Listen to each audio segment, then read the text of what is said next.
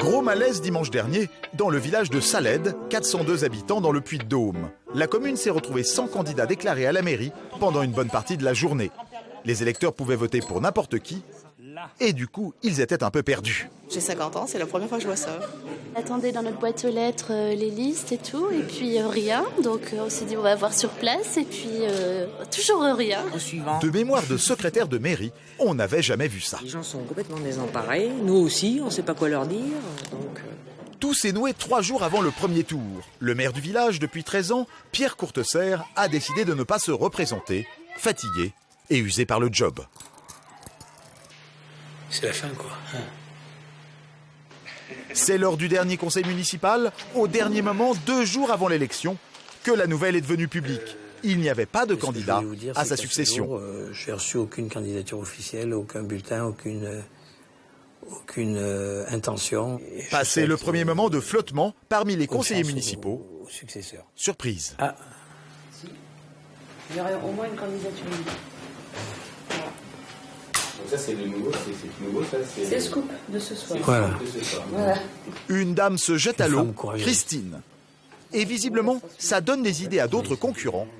Bernard hésite. Vous êtes en train de constituer une liste, messieurs ? Non. On verra ce que donne le premier tour, et en fonction du premier tour, je verrai si je prends une décision. C'est pas très courageux, ça, messieurs. Ben non. C'est pas très courageux, et c'est un peu le bazar dans la commune. Question retraite, visiblement, ce n'est pas gagné pour monsieur le maire. À l'heure de l'ouverture du bureau de vote dimanche dernier, il n'y a finalement qu'une seule candidature déclarée, et le maire a le blues. C'est une situation exceptionnelle. On a une table, ce qu'on appelle une table de décharge, qui est vide, quoi. Habituellement, on a toute une alignée de noms ou de listes. Là, voilà. Il y a un seul bulletin sur la table, celui de Christine. L'unique candidate a dû imprimer elle-même ses bulletins sur son ordinateur. J'ai pris mon courage à deux mains et j'ai déposé mes petits bulletins ce matin, voilà. Pour ceux qui ne veulent pas voter Christine, bien sûr, il y a ces feuilles blanches sur lesquelles chacun peut marquer le nom de son choix. On peut être élu en effet sans même être candidat. Il suffit de recueillir une majorité des voix et c'est bien là-dessus que compte Bernard, l'hésitant du conseil municipal. Je suis arrivé moi avec mon papier, oui. Il aimerait bien être choisi sans se présenter. Je même pas. J'attends ce soir pour me prononcer, voir le résultat du scrutin de ce soir. Ça me donnera une idée d'un peu de ce que pensent les gens, tout ça. Et en fonction de ça, je prendrai ma décision. Mais en fait, pour Christine, ça va vite se gâter. Dès la sortie du bureau de vote vers midi, elle se fait prendre à partie par un électeur pour une histoire de voisinage. Elle n'a pas encore été élue, qu'elle se fait déjà engueuler. Ça, c'est la candidate qui se présente et qui, j'espère, ne sera pas élue. Ça commence bien. Je pensais pas, oui. Pas facile pour cette néophyte en politique de résister à la pression. 2 heures plus tard, avant même la fin du vote, le téléphone sonne chez monsieur le maire. Elle lui annonce qu'elle abandonne et retire ses bulletins de candidature. Quelqu'un t'a entrepris ? Quand tu t'investis dans des fonctions pareilles, tu prends ce risque d'être pilonné. Hein. Et elle est mal, quoi. Elle m'appelle en me disant qu'elle veut retirer tous ses bulletins sur la table de vote.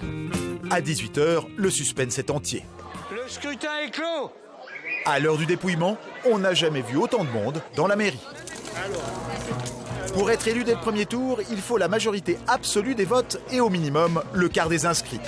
Comme chacun a voté pour qui il voulait, le dépouillement va durer 2 fois plus longtemps que d'habitude. Annoncé bulletin par bulletin. Jean-Luc Desamé, déjà cité. Guy Buisson. Savajol, Bernard. Courteserre, Pierre. 3 heures plus tard, c'est Bernard l'hésitant du conseil municipal qui arrive en tête avec près de 100 voix. Ouais, mais combien il y en a là ? D'après les résultats, ouais, ça serait bon.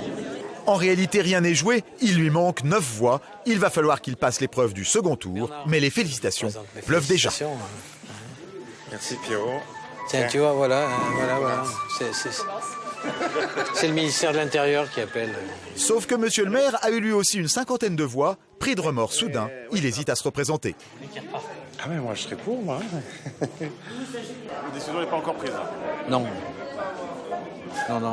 absolument pas. Mais pas sûr que madame soit d'accord. Ta décision n'est pas prise, c'est ça, tu dis ? Non, ma décision n'est pas prise. Je pensais que comme il n'était pas élu, sa décision était prise. Mais bon. Alors à qui échoueront dimanche prochain les clés de la mairie de Salède ? le village s'apprête à vivre une semaine d'intenses tractations politiques. À suivre.